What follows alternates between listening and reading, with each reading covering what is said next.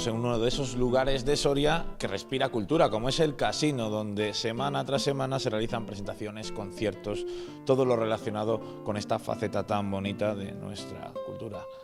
Carmelo Romero, ¿qué tal? Muy buenas tardes. Hola, buenas tardes. Bueno, en este caso ha tocado la presentación de su libro, El fin de un mundo. Sí, además este es un escenario que me es muy familiar, ¿no? Porque aquí ya llevo unas cuantas, y bien o de libros míos o de otras personas, ¿no?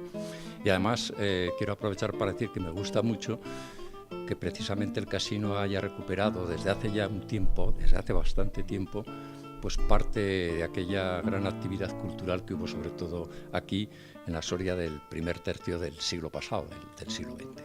Hoy venimos a hablar del fin de un mundo, de un libro que ya lleva tiempo, digamos, publicado, pero que hoy volvemos a hablar de él, volvemos a contar de él aquí en el Casino. Sí, bueno, lo publiqué hace 3 meses, o sea, a 1 de abril, con lo cual ya lleva pues un cierto recorrido. Lo que pasa es que todavía no lo había podido presentar en Soria, entre otras cosas porque he estado, bueno, y todavía sigo ahí, que me fracturé la pelvis en ese día que nevó en Soria. Ahora ya hay que hablar del día que nevó, ¿no? Y que se mantuvieron los hielos, y entonces que vine ahí con unos cuantos amigos y me fracturé la pelvis y el amor propio, porque la mayor parte de los amigos eran del sur, o sea, unos de Cádiz, bueno, también algunos del norte que no habían visto, yo creo, hielo en su vida, ¿no? O casi. Y el que se cae y se fractura es el soriano, con lo cual el amor propio también me quedó lastimado.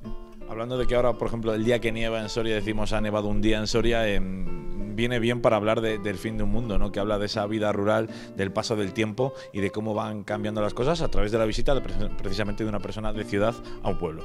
Exacto, sí. Bueno, sobre todo el libro pretendía ser paliar una deuda con esas generaciones que son las de mis padres, las de mis abuelos, es decir, las generaciones de muchos de nosotros, que en los años 60 y 70 es cuando se produce la gran transformación del mundo agrario, ¿no? Y eso es lo que, de una forma novelada, no como un ensayo, sino de forma novelada, de cierto modo con un estilo narrativo parecido al que hice en Calladas Rebeldías, ¿no?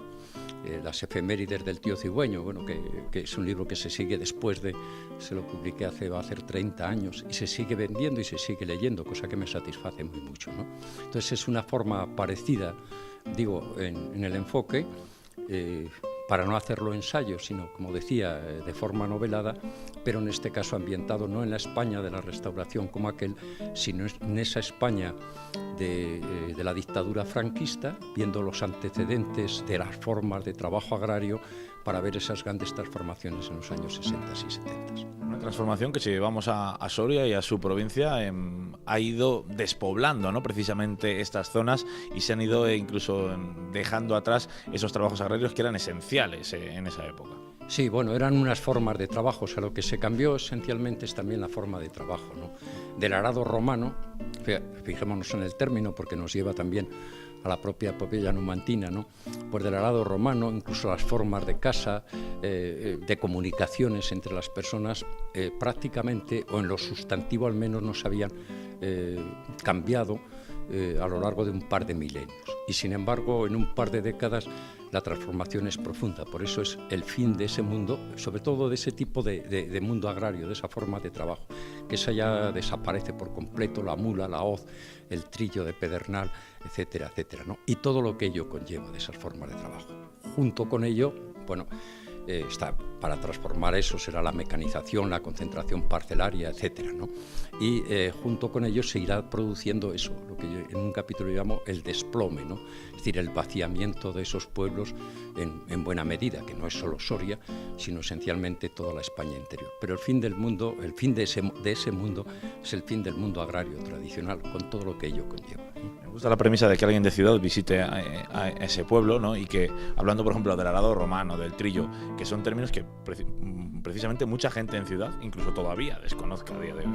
Sí, no solo incluso de esos términos, aquí se utilizan muchos, ¿no? Y como ya el libro, como tú decías, lleva ya un tiempo, pues hay muchas personas que lo han leído, me siguen mandando muchos mensajes. La verdad es que quizás de los libros que he escrito es del que más comunicaciones estoy recibiendo. Y entonces, bueno, descubren otro tipo de mundos, ¿no? Y yo aquí, bueno, contaba, y creo que también lo cuento dentro de ello, en un pequeño párrafo, ¿no? Que de la misma forma que un maestro en una zona urbana en Madrid, recuerdo un amigo mío que a sus alumnos de primaria o de GB, ¿no? O sea, pequeños, les mandó dibujar unos pollos, pues dibújame un pollo, y se lo dibujaron un pollo asado. Yo dije, hombre, le resultaría más fácil igual hacerlo asado. Dicen, no, es que era lo único que habían visto de un pollo, era un pollo asado, ¿no? Pues aquí, en buena medida, no para los pollos, pero para muchas de las facetas y demás, claro, es que es el cambio en muy pocas generaciones, ¿no? Y parece muy difícil recuperarlo, ¿no? Y mantenerlo, y que esas nuevas generaciones conozcan la importancia agraria y la importancia de las labores que se realizaban en los municipios hace 60, 70 años.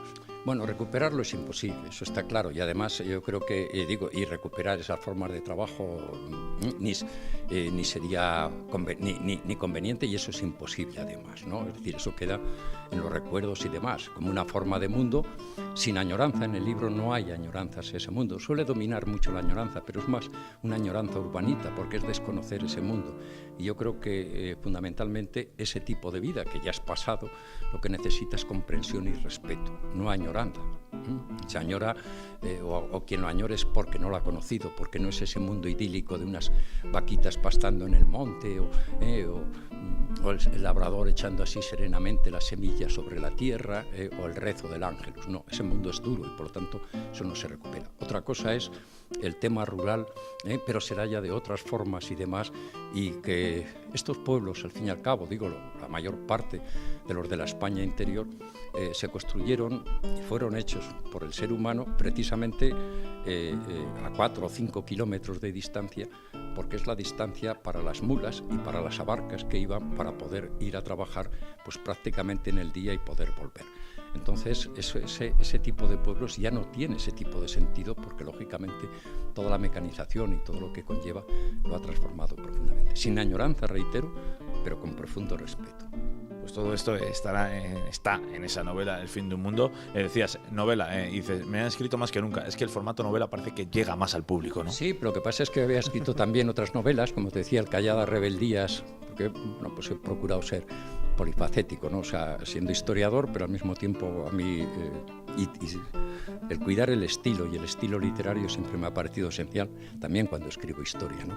Pero te decía, pues Calladas Rebeldías, bueno, es un libro que lleva 7 ediciones, o sea que no me puedo quejar, ¿no?